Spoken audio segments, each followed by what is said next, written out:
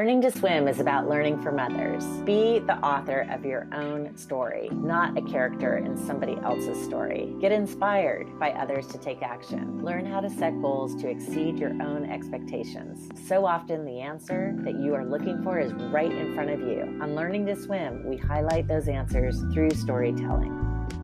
Oh my gosh, I'm so excited. So I have Eric Polite on today, and this gentleman is hard to track down. I have been, well, not really, but we have been talking about doing a Learning to Swim interview for a while. And so I am just thrilled to have you here today. Thank you so much for being a guest. My pleasure and my honor to join you again, Kristan. So thank you for the invitation and looking forward to the conversation.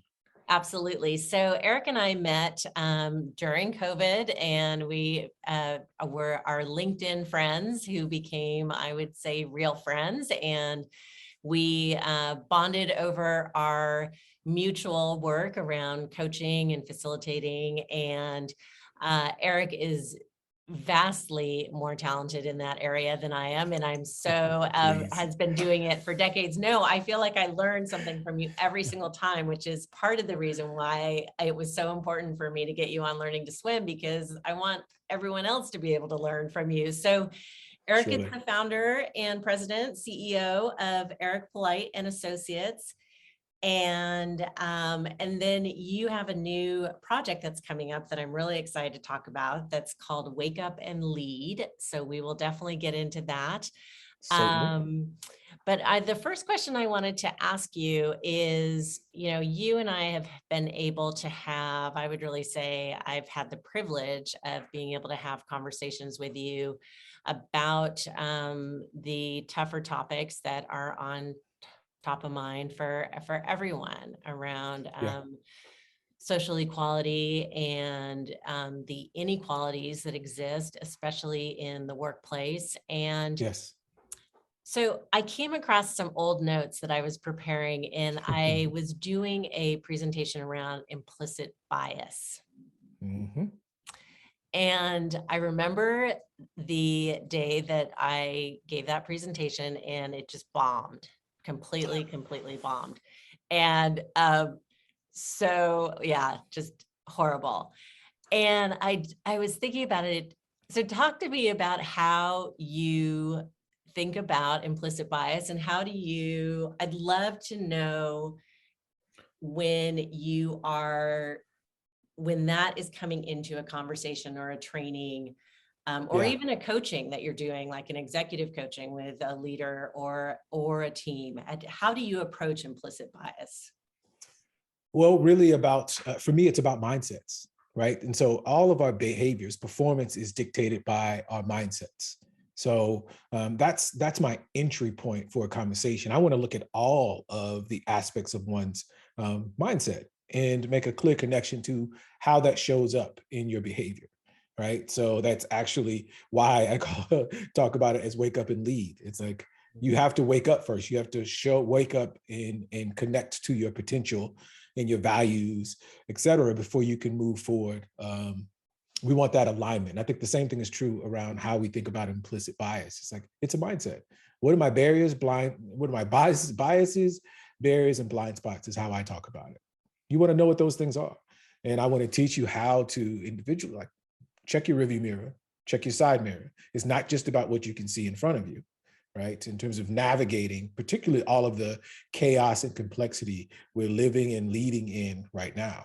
You need to know what's happening in and around you. And that's all that implicit bias invites us to do, better understand what's in us. But when I do that, because particularly after the murder of George Floyd, like you said, all of the sort of social justice energy, and if not racial reckoning that happened in the last 2 years, there was an outpouring of interest in implicit bias training, to the point where I was like, you'll find someone to do it. It's not me, right? Mainly because I feel like it doesn't move the needle necessarily. And at the time, I felt like organizations they really need to move the needle, not just watch it, move it. And we know that behavior change isn't easy on a human level. So the idea that I would do a 2-hour training on implicit bias, and somehow your awareness of that thing that is unconscious would make you change your behavior, is it's like, I can steal that money from you. I could take your money to do it, but it didn't fit with my own values, right? It's like, I got to the point where it's like, you'll find somebody to do that training. It's just not me. But when you're ready to do the individual and organizational transformation required of this moment, then let's talk. Let's explore the possibilities, because we know behavior change is hard. And me showing you unconscious bias doesn't mean that for those 2 hours, you're aware of it, and then guess where it goes? Back to being unconscious. So what do we do there? So when I talk to organizations, it's like, how do we de-bias our systems and processes, particularly the people-related ones? There's small things we can do in the hiring cycle, in elements of talent development, in our practices and policies to de-bias those. Those are easier to do. Smaller things that we could do in terms of something as simple as hiring panels. A lot of organizations or clients have one person doing all the hiring. Yeah. You know what that creates? Opportunities for bias. It doesn't mean the person is a bad person. It means there are not enough perspectives there in a process that allows you to de-bias, or at least mitigate the ways in which bias shows up in people and in processes.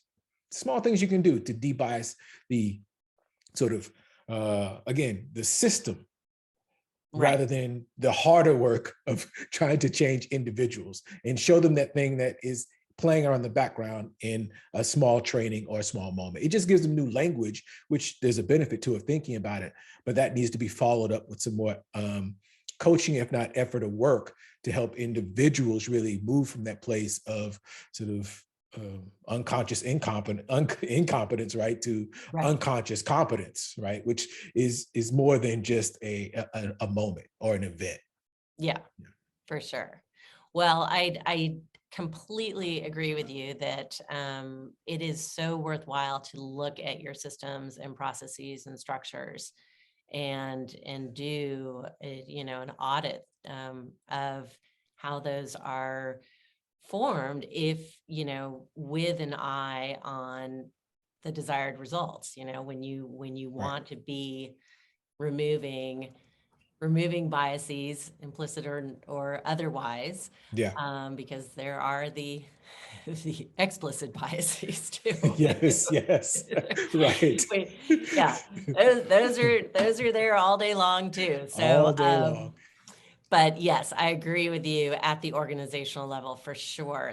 Starting with those systems is such a it can be that, and as you mentioned, it can be a fairly incremental or a fairly small change that can make a world of difference.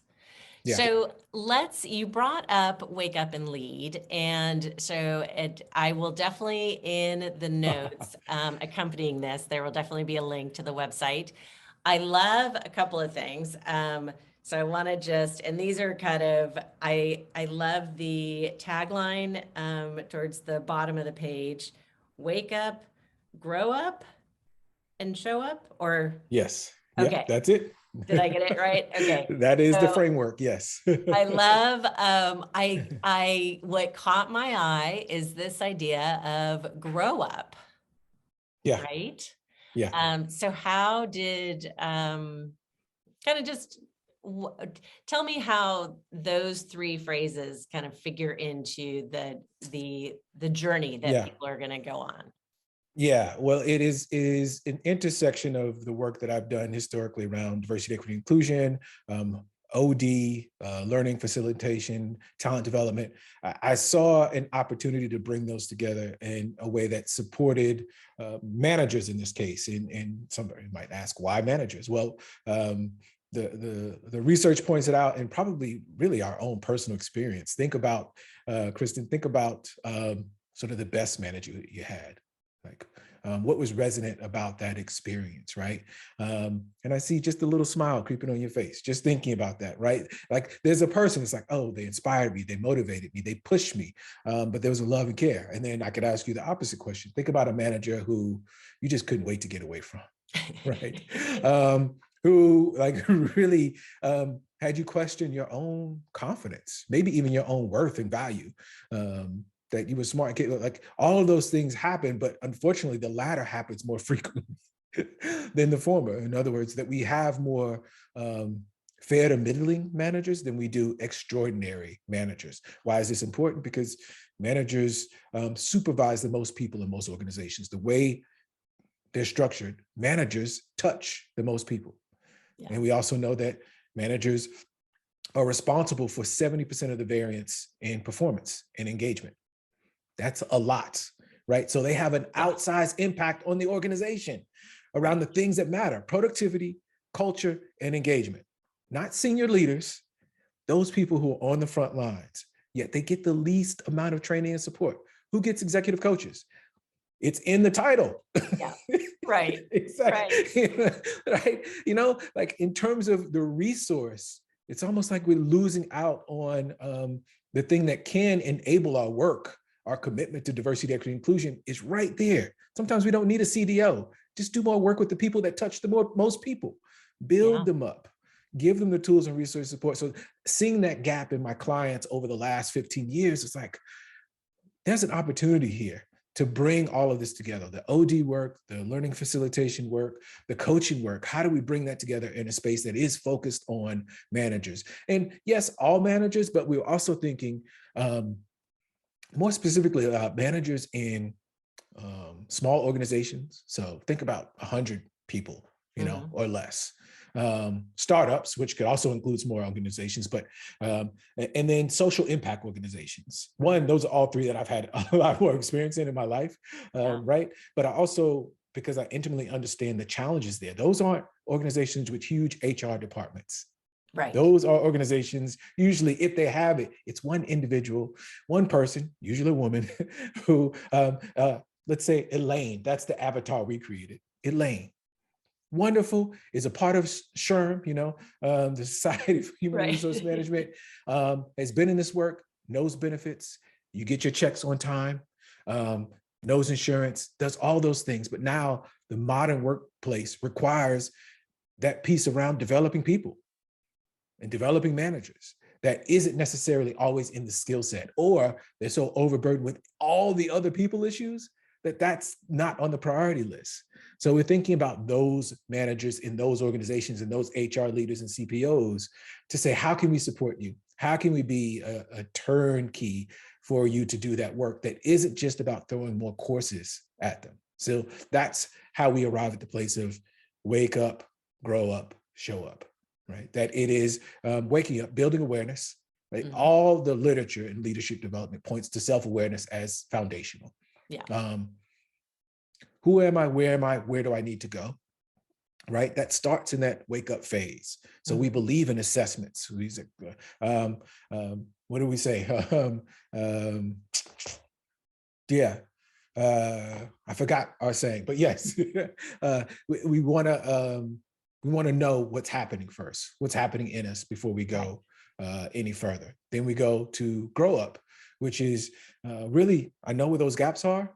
Let me do some work, but we don't do that work in isolation.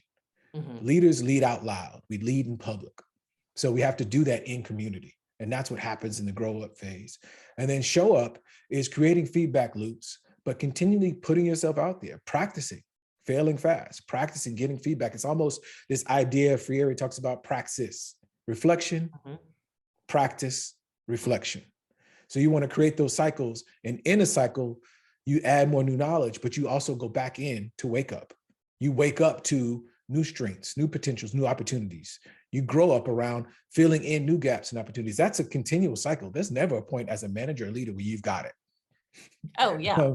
The world is always changing. Things are always changing in your organization. You're always changing. And you're not just a leader at work. You're a leader in your life, in your community, in your household. So you're learning new things about what it means to show up all the time that will bring you back into this place of, what do I need to wake up to now? What don't I see now that I need to have new awareness about in me, but also the world around me? So it's really this sort of virtuous cycle that we think of in terms of a learning process that isn't just about, like I said, the grow up phase, like throwing more courses at it. So we're trying to combine community. You want to be with other leaders. Courses, yes, there are ways in which you learn in cohorts and learn together, which is important. And then coaching. that individually or together, you're getting some very targeted coaching around the things that you support. So those three things are really what make up Wake Up and Lead. That makes it different than, hey, here's a website full of different courses you can take on how to give feedback, how to do one-on-ones. Some of those, I'm not being flip about it, but those skills you can find those on the web, you can find them anywhere. Oh, yeah. What we're trying to say is, because mindset is important, if you don't wake up to those things, if you don't get clear around your mindsets, then it doesn't matter about that. So the analogy we make is to thinking about those skill sets, those skills of giving feedback one-on-ones. Think of those as apps. Mm-hmm. So there are a lot of people who are the app store. They can give you a bunch of apps, and we'll have some of that Wake Up and Lead, but we're more interested in your operating system, your internal operating system. If that system is buggy or it's outdated, it doesn't matter what app I give you. It's not gonna play right. And then you spend a lot of time like, why didn't I get that thing? I took the $2,000 course on how to do this, and I didn't sustain it. And so it's money down the drain. We want to say, let's get the operating system right before we go to putting on the apps. We can get to the apps, but we want those managers who are like, I understand that. I need to work on my operating system first. And then we can think about those apps. And then look at what apps are already working. You might be doing some things that you can actually teach another manager, which is why community is important in peer learning, because the knowledge and expertise isn't necessarily all in Eric's team. Oh, right. You're saying, how do we connect to other people who are doing the same challenge, doing the same work, some further along than others, that we can learn and grow from? So that's the important piece of Wake Up and Lead. It really is this community of practice in many ways for managers by managers. So let me ask you a couple of questions. So one of the things that I've always appreciated about you and really respect is the way that you do business. You are and you've mentioned it in just the amount of time that we've been here, you have zero interest in wasting your clients' money. You are always so respectful of delivering. We'll fault sometimes, maybe. Yeah. Believe me, it's a good fault. Don't lose it. I know you're not in any danger of letting you. That's who you are at your core. Yeah. And so I know that you are all about giving sustained and sustainable value to your clients. And so do you know yet? I know that Wake Up and Lead is still, it's going to be launched shortly. But do you know yet kind of what the idea is in terms of, will your clients be partnering with you for a certain amount of time? Is it kind of open-ended? What's your Perfect thought question about that? We start in a place of open-ended, almost like open-ended enrollment. Come on in and be there, almost like a subscription. Okay. And then we evolved to say, hey, we do want it to be finite. We want to deliver a transformational solution in a reasonable amount of time for our members, essentially. And looking at the research, most managers, 60% or more fail within their first 2 years. Yeah, right. That seems about right. Right. Or get close to it. So fail or just like, right. Or they're just surviving. And our employees deserve much more than that. Our organizations deserve much more than that. So what we said is a year-long intensive that has all of these things, the ways in which you are guiding or choosing your own adventure, but there are also some things that are pretty prescriptive around this, meaning a set course to get you set off. Here is a cohort-based course to get you immersed in understanding, then using another platform that is really the community, where you can find other managers. You can ask an immediate question, because that's the other challenge with the course, particularly go back to our conversation about implicit bias. You don't know, you do a great course about implicit bias, particularly in the hiring process. You're a hiring manager. It was awesome. You got a lot of great information. You're not hiring your first person for another 6 months. Now that time comes up, what did I learn? That was some great, So where's the place to get the micro learning? or the just-in-time resource that is a checklist.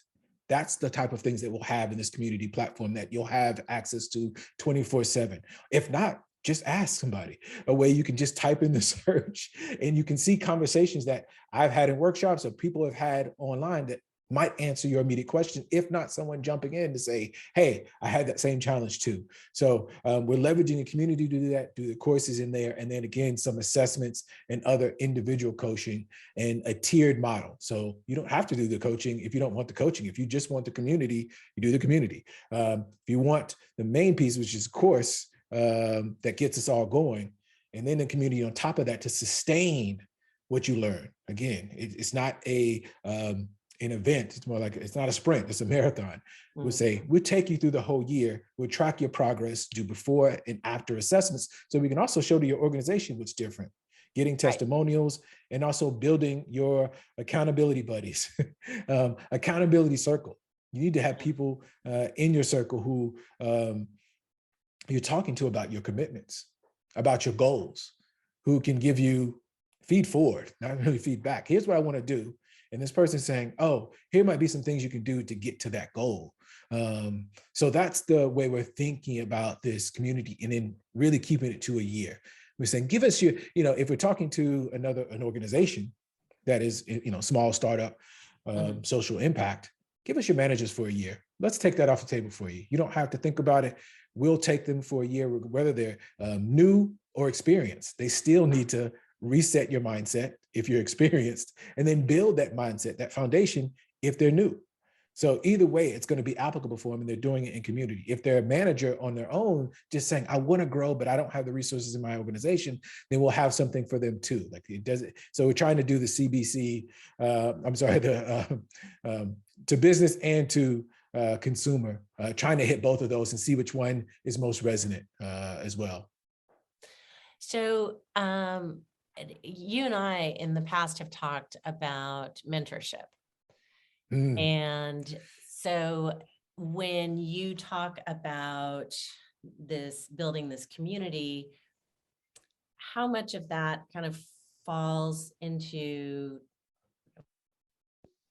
as mentorship, and how much of it maybe is different than that?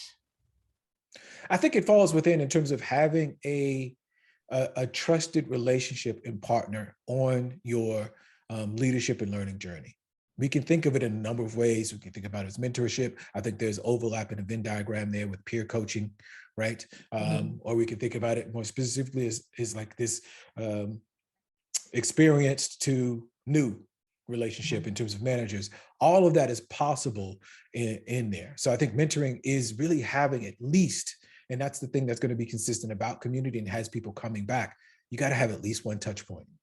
Right. And so we'll be actively looking to create those relationships, or create ways for people to find those relationships. Meaning, if you want a buddy, we'll set you up right away. We'll do profiles of each of the people in our community, and we'll do matching. You don't have to worry about that, either by industry, years of experience, or other places. Two, we want to create affinity spaces.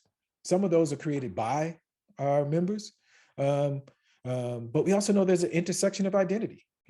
I might want to know, what is it like to be, is there a space for BIPOC managers and managers of color? Because there are interesting challenges that might come up for them, that they like, I want to talk and get mentoring from a group and advice and from them around that particular piece of identity. Like female leaders, or you are in a small organization and has specific challenges in a small or startup organization. So creating these other spaces and satellite communities, one-on-one relationships, like we want to have different ways for people to say, I'm getting value. And I have at least one person or a group of people that I can connect to that see me, and see me and see and understand my unique challenges as a manager, as a leader. Yeah. Well, I am so excited by this, because I can just see, I can see so many different, different organizations, I could see startups really needing this. I can see, small, medium, large. This is a great program. Do you, I guess I think of my my kids will probably hate me right now, but my kind of mid 20-year-old kids, and then just kind of some of the reading that I've done around kind of these generational stereotypes. So as we are seeing younger people come in as into the workforce and this new generation, and there's a little bit of a perception that they are a little fragile in terms of needing a lot of, a lot of, a medal for showing up kind of thing. Is number one, I guess, maybe excuse me, maybe that doesn't really exist. Or if you do see it, how do you, have you thought about that in terms of your model? I have to think about the model because it showed up in my previous employer in the workplace. So thinking about and I speak to this as sort of not a hidden diversity, but one we don't talk about is a generational diversity and what that means for workplaces, and particularly for managers and leaders, meaning that I think for the first time in US history, we have like 4 generations represented in the workplace at one time, right? And obviously some of that is that creates some challenges for how to lead based on what you said, like different profiles, different interests and different needs, different drives for those individuals, which still goes to, I think, cultural agility, emotional intelligence. Like there's still some base skills. I call them hard or core skills. Some other might refer to as soft skills, but these are still the currency of leadership. Right? It's about trust. And can you build trusting relationships that get results, right? How do you turn relationships into results? That's what leadership is about, if it boils down to it. Those relationships with your colleagues and peers, those relationships, obviously, with your team, and then your relationship to yourself, right, is important there. How do you turn those into results? And those results mean different things to different people. And so I think that is at the root of what we're talking about in Wake Up and Lead. It is connecting all of these sort of leadership theories. We talk about it as conscious leadership because it's about this awakening. That's important there, but transformation, it's also adjacent to transformational leadership. It's also connected to work around conscious leadership, obviously emotionally intelligent leadership. They all sit in the same sort of pool of knowledge that we want to tap into, but also give our members and the managers access to, because of exactly what you said. Our organizations and the workplace in general is getting more complex, more chaotic, more diverse. We're living in a VUCA environment. If anything, what I see with some generational differences is how we manage change, right? Yes. That the ability to manage and navigate change. And so leadership needs to be able to help people through that change. I think remembering the human side of change. I think the quote is, people don't mind change as much as they resist being changed, right? Yes. It's not the change that's the problem. It's like, you're changing me. And we're definitely seeing that play out in different ways in our society now. It's like, it's not about that. It's like, you're making me change. You're making me do something that I didn't. I want some ownership of this process, right? And so how do we invite people into those conversations? How do we help people navigate that? How do we help them let go of what was so they could step into what will be or what could be? How do we respect that grieving process? That sometimes it's like, people just need to know that they're going to be okay as we move towards them. Right? I need to be okay. Yeah. Right. So, I guess I have a question. As a entrepreneurial person and having your own businesses and always being curious and starting the next thing. I think that one of the most interesting bits of being entrepreneurial is how much, you are, and I'm speaking from my own experience, and I'm wondering if you share this, is that I feel like through the entrepreneurial journey, I've learned so much about myself, which I didn't necessarily anticipate. Have you had that happen? I would say you probably aren't deeply engaged in the entrepreneurial journey if you haven't. If that hasn't revealed itself in a number of ways. I mean, I think I talked to someone about moving from specialist. It was this move from specialist to generalist. So I had to pick up new skills that before I could focus on one thing, and that was what those things that were mainly in my zone of genius and close enough to my zone of excellence. Like, got it. But then now as an entrepreneur, it is so many things that I think Michael Hyatt calls them zone of drudgery. That it's like things that I despise doing, that I avoid doing if I can, which actually damages my business in the long term, right? Is that so? That's why I had to look at getting help around those things. So somebody else that's in their zone of excellence, if not their zone of genius, I need that person who loves the project management piece, who loves taking care of invoices, who loves bookkeeping and management. It's like, go get it. That means I can focus in on the things that matter to me. But it also meant that I had to rethink like my own mindset, meaning we connected. The full piece of the story, the other part of the story that you shared about how we met was me sitting in my room in the sort of depth of the pandemic, right? Saying, how can I connect with people? Put together an email or basically LinkedIn. I put together a message and just sent it out to people. I tried to make it heartfelt, not salesy. I'm just looking to connect. I'm largely introverted, but I'm also in this room all the time now. I don't have the choice to go out. I'm in my home office all the time. If you feel similar, if you just want to connect, hey, I'd love to connect with you, and just sent it out into the universe.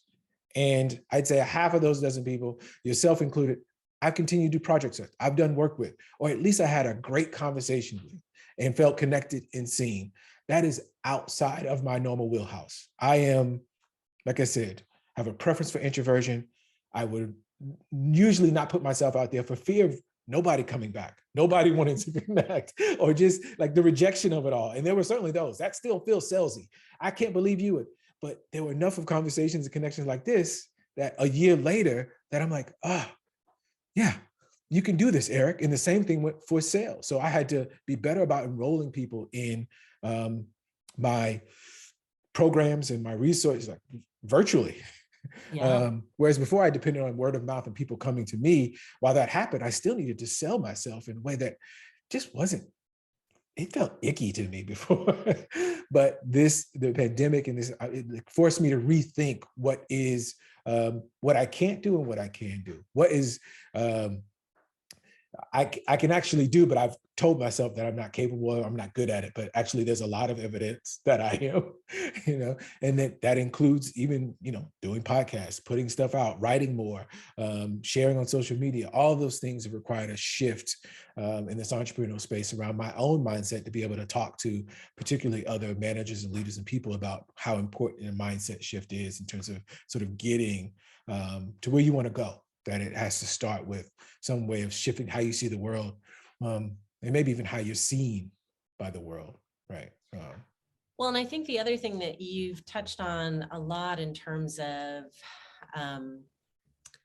the Wake Up and Lead program, around being in community and the showing up part of having, the reinforcement of failing fast. And then as you were saying, having to kind of rethink both, not only rethink how you were putting yourself out there and kind of getting out of your own way. And then also those negative self-talk, right? Oh my God, no one's gonna, they're gonna be like, and it was actually the nicest, most normal LinkedIn message ever. So let me just reiterate that.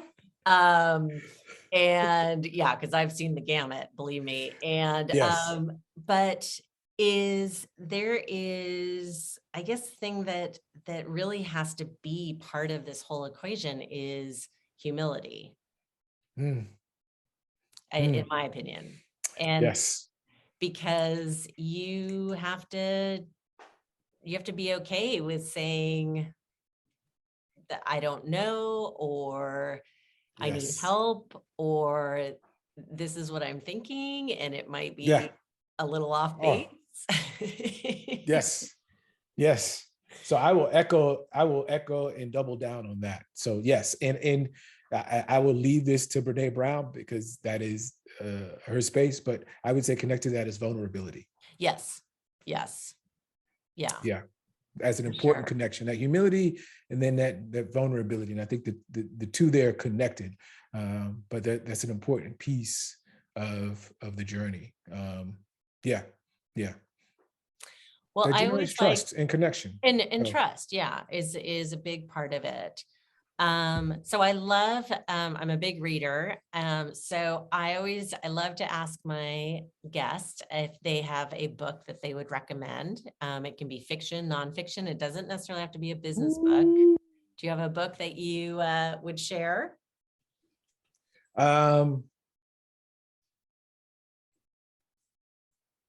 Yeah, what did I jump into? I'm redoing it now. So one is finished up Professional Troublemaker Okay. by Lovey. And then I am currently rereading, because I'm focused on manager, Everyone Deserves a Great Manager.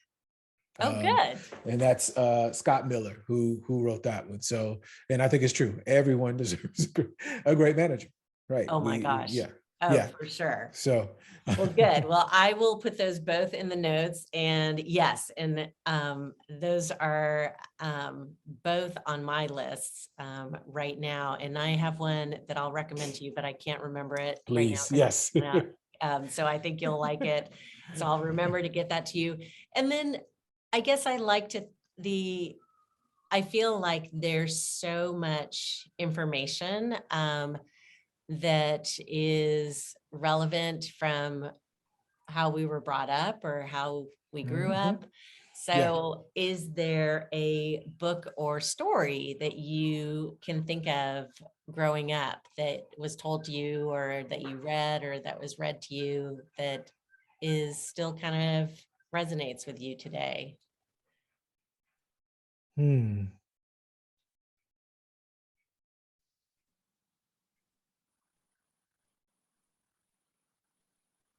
Ooh.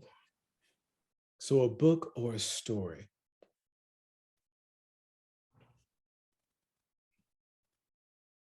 I know there's something there. I'm just trying to pull it in. I would say that a story is, I'll briefly say, my partner and I, we've been together, I should know this, right? 11, just over 10 years in terms of married, but we've known each other since undergraduate. We met in undergraduate. We met in the first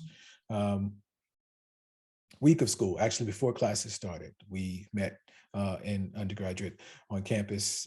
She had lost her key and I helped her find her key, and we found each other in that moment. And we were inseparable. And then as college relationships go, we we separated. We broke. So long story short, we had our respective lives, left college, each in relationships, had children, and then a chance moment, we connected via social media, via Facebook, and then resumed a relationship 12 years, 15 years later. Oh my gosh.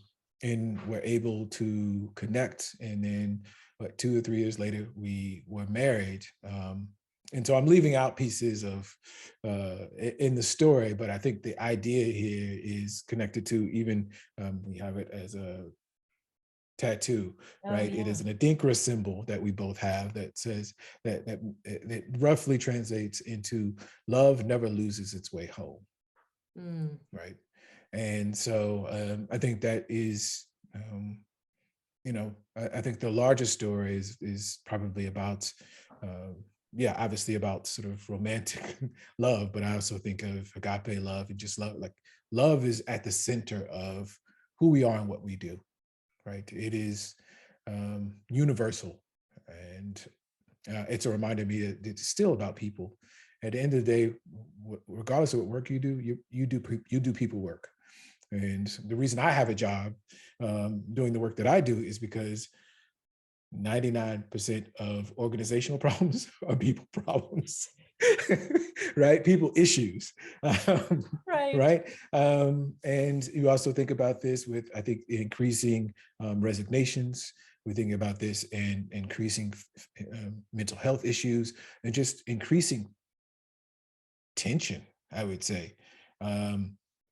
That inability to have constructive conversations, if not dialogue. I want to believe that love never loses its way home, that we will still find our way back to the thing that the glue that binds us is really love, a love for humankind, a love for each other, a love for this world, if not this nation, or whatever levels of that we think of, that I want to believe that we don't lose our way too much. And that's what drives me, is to find our way back to that, find our way back to each other in a way that is vibrant, vivacious, healthy, not without tension and conflict. Those things are necessary too, but there's a way you do that in love that's different. When I can have conflict and argument with my spouse or my child, that doesn't mean the love is gone. It just means the way we do it still keeps love at the center and our values as part of it. And so I'm hoping that is something that and we want to enroll more people into doing, which is why Wake Up and Lead is a passion project that is about organizational change as much as individual change and transformation. How do we help shift communities? How do we scale that type of thinking that doesn't minimize the importance or soften it because it says love? It's like, nope. Yeah. Well, I could not agree more. And I am so excited for the official launch. So you're going to keep us posted. Definitely. And I want to thank you so much for your time today. This has just been, I feel I really appreciate you sharing your story, and I agree with you. It is all about love. Yeah, it really is. So well, it's a credit to you to create the space and hold the space that made it easy for me to step in for my first podcast opportunity to even talk about Wake Up and Lead. So it felt like just a conversation, which we do frequently enough. And exactly. I look forward to more conversations. Well, we will definitely do more. Well, thank you so much. And we will talk with you real soon. All right. Thank you again. Take care. Our goal is to inspire others and share stories to find meaning in your daily life. Let go of the traditional norms and be yourself at home, work, and beyond. The awareness of bright spots and blind spots is a performance-enhancing tool that you can apply to your life and to your organization today.